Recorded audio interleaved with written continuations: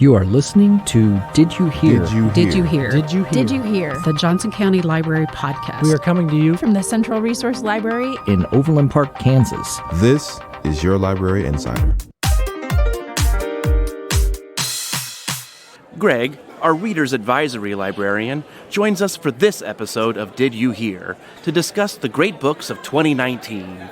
Library staff nominated notable books from this past year, and Gregg led the effort to select just 50 titles. Get ready to add to your to-read list. But first, our weekly word. Pulchritudinous. Beautiful.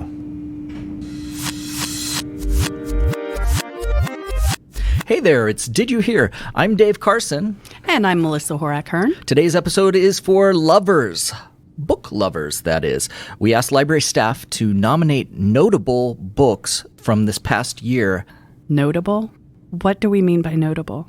I think we're going to figure that out during this discussion. Oh, is that why we've got that guy over there? Super secret guest, Gregg Winsor. Hi, how you doing, Gregg? Hey, guys. Welcome to the show. Thank you so much for having me. So we asked our library staff to nominate these notable books, and this is our first annual Johnson County Library Notable Book List. Gregg, you're part of Reader's Advisory. Are you the Reader's Advisory Librarian? I am a Reader's Advisory Librarian. Technically, what I do, which is Reader's Advisory, is a librarian nerd term for connecting people with books, and it's something that everybody in the library system should be doing. Sure. And it's just something that I just is kind of a specialty. I have a committee, a group of people that help me with this, and together we put together this list of books that came out this year that everyone really needs to know about. Yeah, so this group of people... He's too modest to mention it, but he's kind of a big deal in the library world. Oh, stop. He is on the board of something called Library Reads. Yes, and that's kind of, and that's a roundabout way how I kind of came up with the idea of this list. I'm a big believer in kind of collective knowledge. I mean, I might know a lot of things about a lot of things, but together with a group of people, we always know more.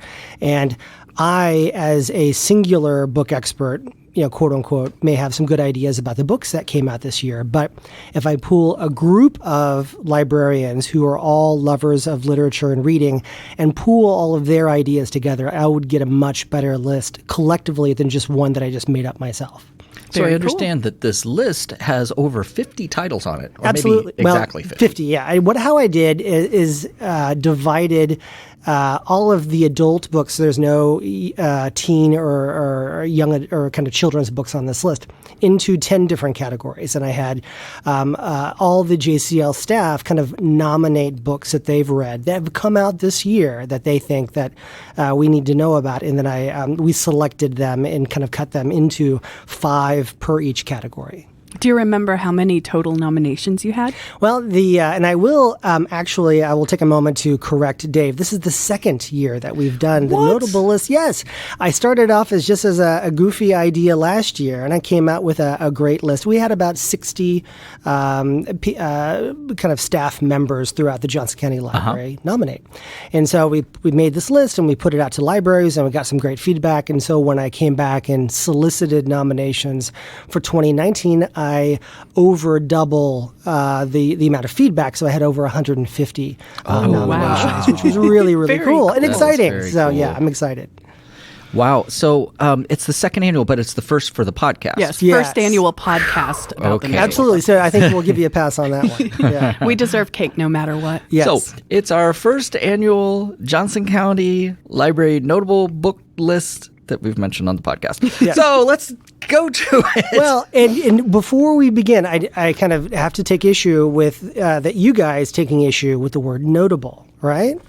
No, we just want to know what it means. Yeah, what does notable mean to JCL? It's kind of I'm not a big fan of the term, but whenever you get to this type of year, you run into the phrase best of, right? You have best of the year and best of from Amazon and the best of from Library Journal and the best of from Publishers Weekly and Kirkus and all these book-related entities out there putting out their best of the year. Sure. And we as librarians, or at least I, am uncomfortable with a library putting the label best on a book because these, New York Times and Library Journal, and these people are critics, right? And they are hopefully professional critics with professional backgrounds. Whereas here at the library, something doesn't necessarily have to be, impeccably, award-winningly written for it to be of value to somebody, right? Sure. Absolutely. And so, and also the word best of implies like a value judgment out there, which I'm not necessarily we don't do comfortable that. with. There's books out there that I'm not necessarily fans of that doesn't do it for me, but they absolutely do it for another patron out there. And so whenever we say notable, that's a less loaded term, and that means that, to my mind, hey, this is something that you should be aware of to try Nice. to... Yeah. Take note of I this. like that. Okay. So, not best of, No, not best of. just notable. Notable things that you should be aware of. And it was really interesting. I didn't tell what categories, whenever I solicited this list from staff. So I got this avalanche of nominations from staff, and then I kind of sliced and diced them into different categories. Well, so And- what are some of these categories? Absolutely. Well, if you want to, I could kind of run them down real quick. Please do. One is, I divided them biography, memoir, then fantasy, graphic novel, historical fiction, history, literary fiction, mystery thriller, romance, science fiction, and sciences. We've talked about a couple of those different genres on the show before, but Yes. could you give us just like a one-sentence brief on what each of those categories mean? Absolutely. Well, biography and memoir, these are, nonfiction titles are always extremely popular. And this is like, books written about something or about a person or even from a person. And then there's the fantasy novel. Fantasy and science fiction are perpetually melded together into kind of cojoined categories. I'm not a big believer in that. I think that both categories are separate. They're both doing different things. That's right. Amen. One has dragons and one has spaceships. One has That's right. dragons and one has the The spaceships. dragons and the do not lasers, fly right? spaceships. Absolutely. Well, you're not reading the books that I'm reading, but yeah. And then there's the graphic novels. Over the year, kind of graphic novels have really kind of gained some respect in the marketplace, and they're not just superheroes. And as a matter of fact, none of the graphic novels on this list of the 5 are superhero type books.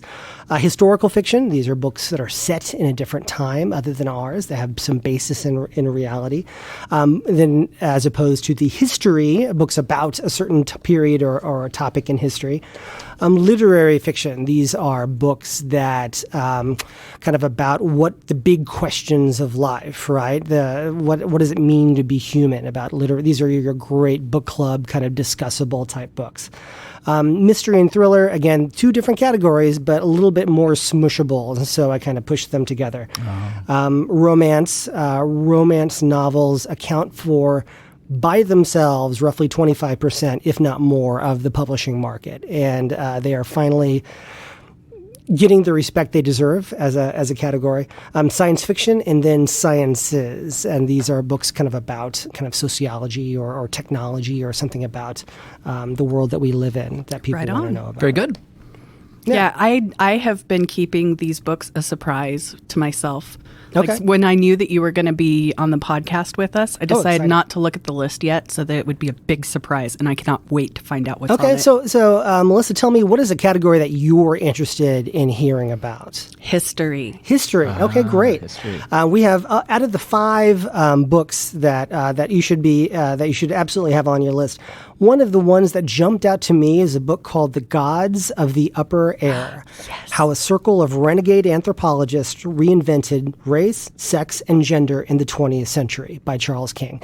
That is an insanely long title, but it's really fascinating. It's about kind of early 20th century. These kind of sociologists kind of started thinking about cultures and kind of taking it from a viewpoint where on one side of the scale there was these civilized cultures, and then the other side of the scale there was these primitive backward cultures, and that every culture could be set on this sliding scale, right?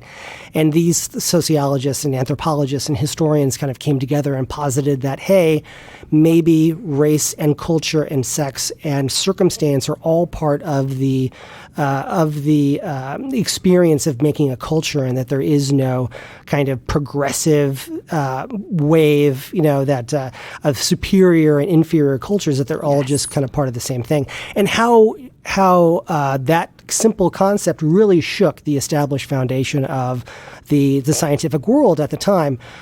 Just kind of reading about this book, Zora Neale Hurston, who is a world award-winning author, she was part of this wave. She was studied in college and was part of this kind of cultural wave, and a lot of her that was put into her writings and her eyes were watching God. So that's something that I have on my personal radar that I can't wait to read about. It's on my Kindle right now. Excellent.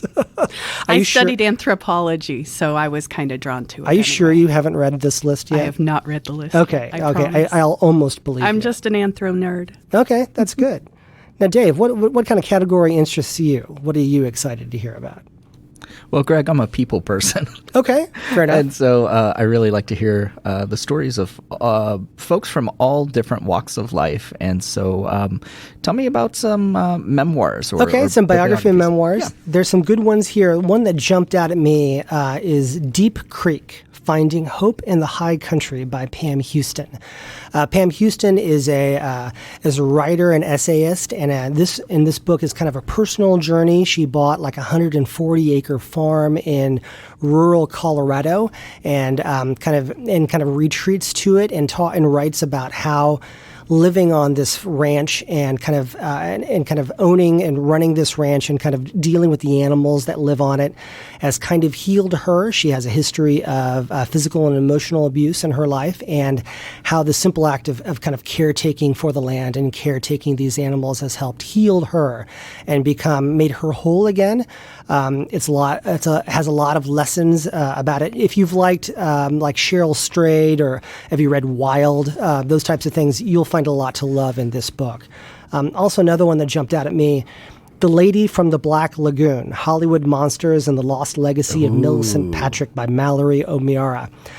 Millicent Patrick was one of the few females working in Hollywood when it comes to like costume and set design. So the creature of the Black Lagoon, the classic black and white movie, was kind of, that creature was her creation. She was the one in charge of making this. Cool. And how, if you're a fan of classic cinema, these names of these artists and people who have put so much love and attention into these monsters that are part of our cultural landscape are kind of forgotten. So she, this Mallory O'Meara, she kind of went through and had to dig through some pictures and archives and to find out this Millicent Patrick, her story, how she came to work in Hollywood and working kind of surrounded by men in a field where women weren't always welcome. And her story is absolutely fascinating. Very interesting. Yeah. Well, let me turn the tables on you. So, Sure. Which category are you most interested in, Greg? Oh, man, you can't ask me that, Dave. No, it's like asking me, which is my favorite child. But like I said, I have opinions of my own, and I'm normally... But you see, the difference is that the children can react to... That's true. If you say, but this is just a list. This is just a list. Category. Okay. Well, that makes it more unfair. The books can't defend themselves. Well, we'll try our best to kind of defend these books. If left to my own devices, I would probably stay in the mystery thriller category. And one that really jumped out at me that I really loved, is on my own personal top 10 list, is City of Windows by Robert Poby. This is a thriller, but in a field dominated by psychological thrillers. This is almost kind of like a 70s or 80s throwback, almost like an airport read that just delivers smart, elegant, fun mystery action. The bit is that a sniper is loose in New York City during one of the biggest blizzards on record, and the FBI calls in a profiler that's out of the game, but gets brought back in for one last case, who has a special ability to visualize trajectories of the assassin's bullets and can kind of track down the location. And to put matters worse, is that the main character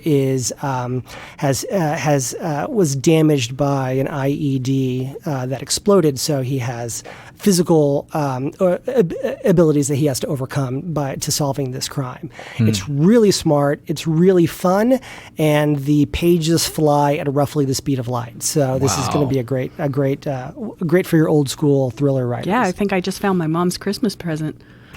Also, Thanks, another Greg. thing, not only is this list good for just finding good stuff to read, but end of the year, a lot of people are buying gifts. And so if you're looking for just a good book, if you're a partner or a friend or a family member Yeah. likes a genre that you yourself aren't really knowledgeable about, what a great So suggestion. smart. Yeah, That's for so sure. smart, Greg. Well, so why don't I go ahead and be self-serving and say, hey, my daughter loves graphic novels, so why don't we go there next? Absolutely. Graphic novels, like I said, this is a really, really strong list this year.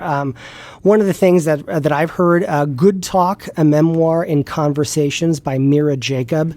It's in the biography section, but it's also the main character kind of takes these sociological and racially charged questions that we're all living in, and she puts them in graphic format. So if you're looking to kind of grapple with some of these topics, that was going to be an excellent one for you. Another one is Kid Gloves, 9 Months of Careful Chaos by Lucy Kinsley. Oh, I love her. Yeah, she wrote Relish. Relish, yeah, about kind of life in the kitchen and Yep. kind of cooking. She writes and draws about her experience trying to become a mother. She wanted to be a mother even when she was a little girl, and as she grew up and kind of found a partner, the road to motherhood is a really tough one for her. She has to visit fertility clinics and deals with miscarriages and kind of the emotional trauma of this journey.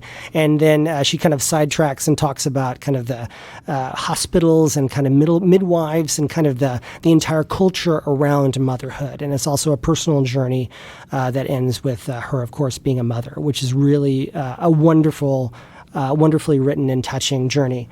And lastly, They Called Us Enemy by George Takei, who is, of course, Sulu on Star Trek. And he writes about his ordeal as a child of being rounded up into internment camps, being a Japanese immigrant in California during World War II.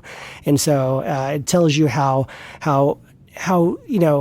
close to those times that we still are, and his personal journey, how it affected him, as well as his viewpoint on this country. Really, really powerful stuff. Yeah, his story is really powerful just as it is.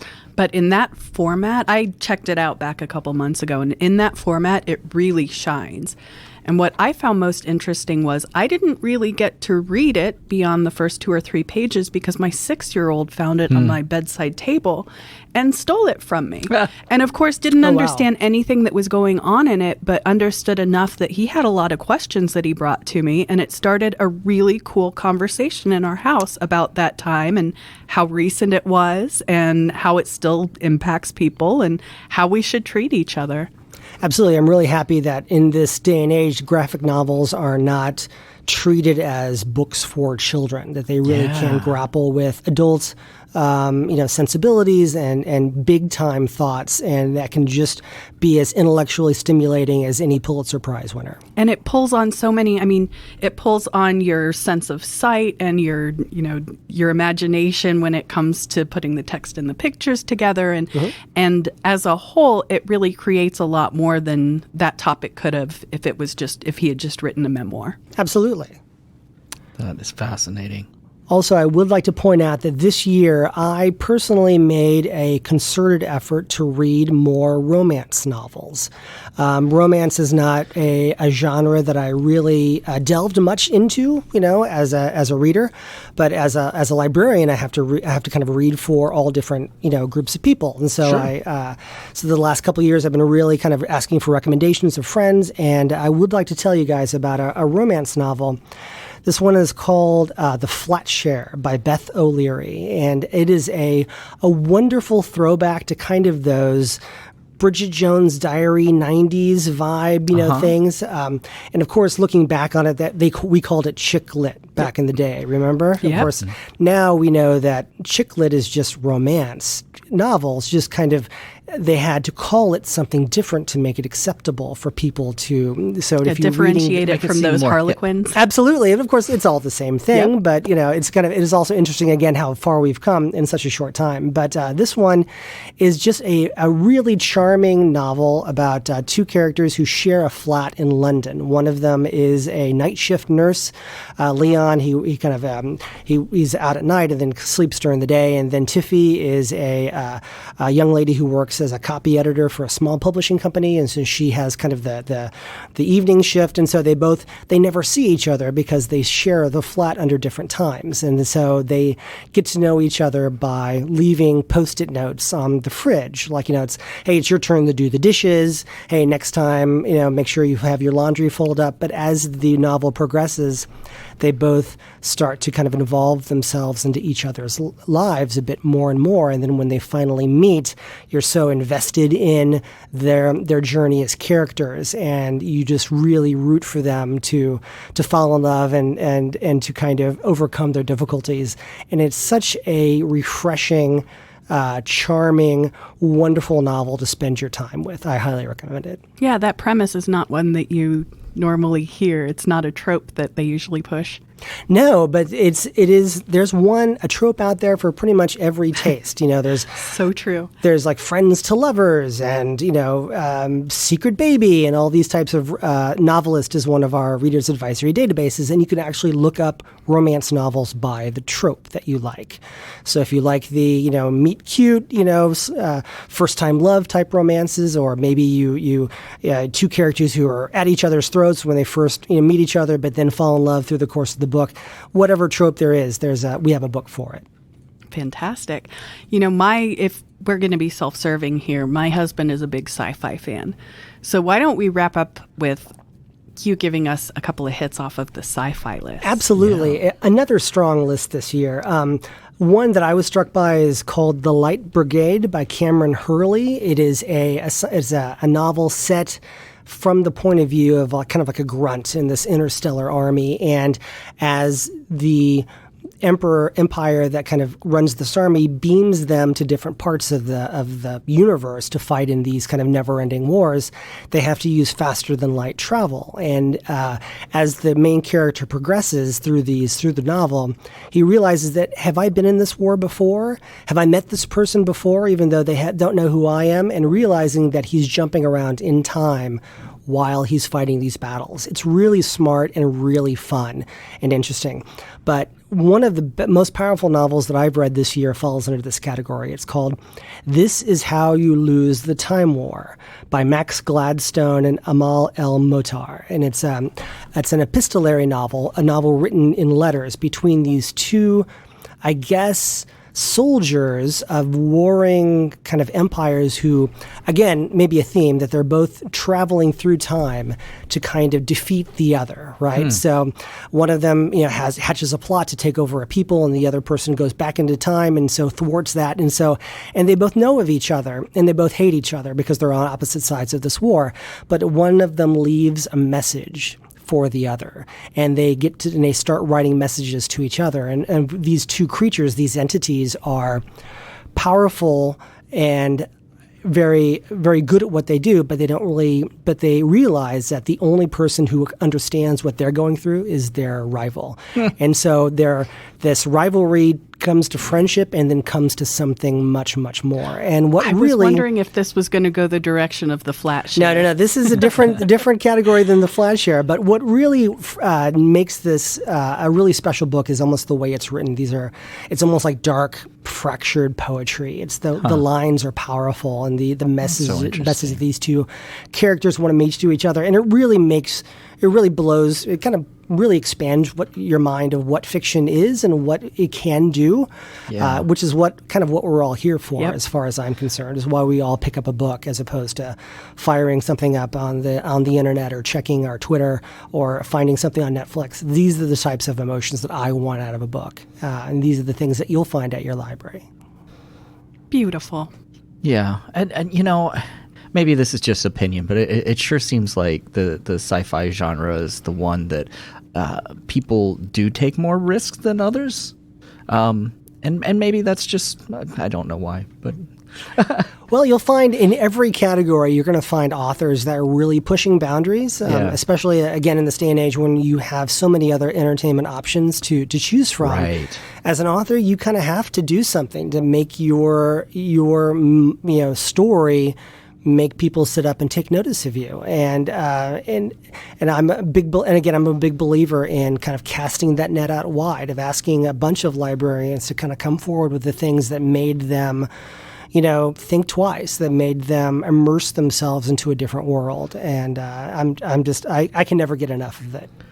Yeah, you hear the expression, there's nothing new under the sun, but you find that with books, people are coming up with new things all the time. As long as we have imaginations, there's not going to be a limit to what we can come up with. Yeah, it's pretty crazy, huh? Well, what do you say we do a quick run through all the titles, but without a synopsis? Okay. And that way people will have it. And then after that, we'll mention how they can get a physical copy or where they can find a digital copy of this. Okay, so you're going to want to run through all 50 titles. Yes, let's do it. Are you ready for this, Dave? I'm ready for this. Are you truly Greg, prepared for this onslaught of awesomeness that's coming your way? Wait, hold on. Okay, wait for it. Okay, now. Okay, cool. Okay, so biography and memoir. So biography and memoir. Deep Creek, Finding Hope in the High Country by Pam Houston. Inheritance, a memoir of genealogy, paternity, and love by Danny Shapiro. The Lady from the Black Lagoon, Hollywood Monsters and the Lost Legacy of Millicent Patrick by Mallory O'Meara. Maybe You Should Talk to Someone, a therapist, her therapist, and Our Lives Revealed by Lori Gottlieb. Solitary by Alfred Wood Fox. Next up, fantasy. Middle Game by Shannon McGuire. The Priory of the Orange Tree by Samantha Shannon. The Raven Tower by Anne Leckie. The Starless Sea by Aaron Morgenstern. And Storm Cursed by Patricia Briggs. Graphic novel. Bloom by Kevin Panetta and Savannah Naushaw. Good Talk, a memoir and conversations by Mira Jacob. Just Peachy, comics about depression, anxiety, love, and finding the humor in being sad by Holly Chisholm. Kid Gloves, 9 Months of Careful Chaos by Lucy Nisley. They Called Us Enemy by George Takei, Justin Eisinger, Stephen Scott, and Harmony Becker. By the way, I feel like the announcers at the Oscars that are was reading off the exactly categories. what I was thinking. Yeah, maybe if I'm done with the library gig, I can do that. Yeah, one as you've well. got a second career on tap. Next up, historical fiction. A Bend in the Stars by Rachel Barenbaum. The Bookwoman of Troublesome Creek by Kim Michelle Richardson. Daisy Jones and the Six by Taylor Jenkins Reid. The 7 or 8 Deaths of Stella Fortuna by Juliet Grames. The Stationery Shop by Marjan Kamali. Next up, history. Big Sister, Little Sister, Red Sister. 3 Women at the Heart of 20th Century China by Zhong Chang. The Crowded Hour, Theodore Roosevelt, The Rough Riders, and the Dawn of the American Century by Clay Risen. Crusaders, An Epic History of the Wars of the Holy Lands by Dan Jones. D-Day Girls, The Spies Who Armed the Resistance, Sabotaged the Nazis, and Helped Win World War II by Sarah Rose. Gods of the Upper Air, How a Circle of Renegade Anthropologists Reinvented Race, Sex, and Gender in the 20th Century by Charles King. Okay, so that's the first side of this list. Yes. And I think we should allow Greg to go ahead and take a sip out of his coffee mug, which I'll go ahead and do the play-by-play. It is a Voldemort Harry Potter themed cup. It's got a lot of phrases from Harry Potter, some Harry Potter glasses. Yes. And it's magical because it just flew up off the table and turned into an owl. And it's, that was pretty cool. And I like Melissa, they can't see this, so I can really say whatever I want. I'm disappointed, Dave. All right. You should have kept that one in your pocket for something way more exciting than a cup turning into an owl. And now, side 2. Literary fiction. Ask Again, Yes by Mary Beth Keane. Normal People by Sally Rooney. On Earth We're Briefly Gorgeous by Ocean Vuong. Red at the Bone by Jacqueline Woodson. The Topeka School by Ben Lerner. Next up, mystery thriller. Big Sky by Kate Atkinson. City of Windows by Robert Poby. Heaven My Home by Attica Locke. Lock Every Door by Riley Sager. The Lost Man by Jane Harper. The romance category, Aisha at Last by Uzma Jalaluddin. The Flat Share by Beth O'Leary. Red, White, and Royal Blue by Casey McQuiston. The Right Swipe by Alicia Rye. And The Unhoneymooners by Christina Lauren. Moving on to science fiction, A Boy and His Dog at the End of the World by C.A. Fletcher. The City in the Middle of the Night by Charlie Jane Anders. The Light Brigade by Cameron Hurley. Recursion by Blake Crouch. And This Is How You Lose the Time War by Amal El Motar and Max Gladstone. And finally, Sciences. Because Internet, Understanding the New Rules of Language by Gretchen McCulloch. Bottle of Lies, The Inside Story of the Generic Drug Boom by Catherine Eben. Buzz, Sting, Bite, Why We Need Insects by Anne Sverdrup Tygeson. Invisible Women, Data Bias in a World Designed for Men by Catherine Credo Perez. And finally, Will My Cat Eat My Eyeballs? Big Questions from Tidy Mortals About Death by Caitlin Dowdy. And the award goes to? All of them. All of them. Every There you single go. notable Every book. single An one of them. extra award goes to any author whose name I mispronounced. I apologize in advance. Well, Greg, that was a mouthful, and so That was impressive, We brother. sure do appreciate you, going through every single title on the list. And you're going to be able to put these online, right? Yes, absolutely. So that's where I wanted to go next. But for those that are only going to encounter this list through the podcast, it's very nice that you did go through every single title. However, there are a couple other ways that folks can access this list. If you look at the show notes for this podcast episode, you can click and go to our website where there is a PDF of the 2019 notable books list.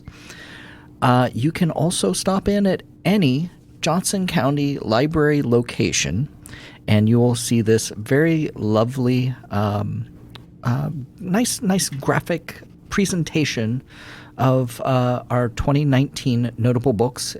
It has kind of a burnt orange heading quite to orange. it with white bold letter headings, and then horizontal bars alternating lighter orange and a darker orange. What, They may what not font is need- this printed in, Dave? Well, it is sans source. I bet you didn't think I knew that, but it is sans No, source. I assumed that you did. This level of detail is truly immersive. So there are some covers of a book that represents each genre. They're all divided up in genre. Every single book that Greg listed is printed on there, and so you can take that with you and go to the catalog and start reserving all of those notable books. Do it. Ow. Oh, and look, Dave just turned into an owl. It's magic. Who? Oh, no. Thanks for listening, folks. Thank you so much for having me today, guys. Bye-bye. Who?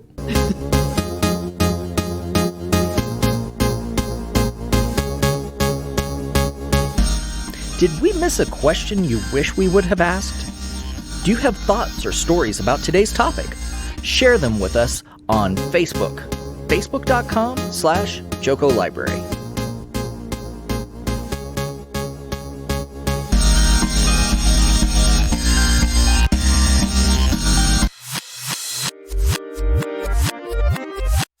And now, our writer's quote of the day. Hi, this is Bree Hansen, and I am an information specialist librarian at the Blue Valley Library. My quote is from Jane Austen. A fondness for reading, which properly directed must be an education in itself. Thank you. We leave you with sounds from one of our locations. It's your audio minute we call Library Zen.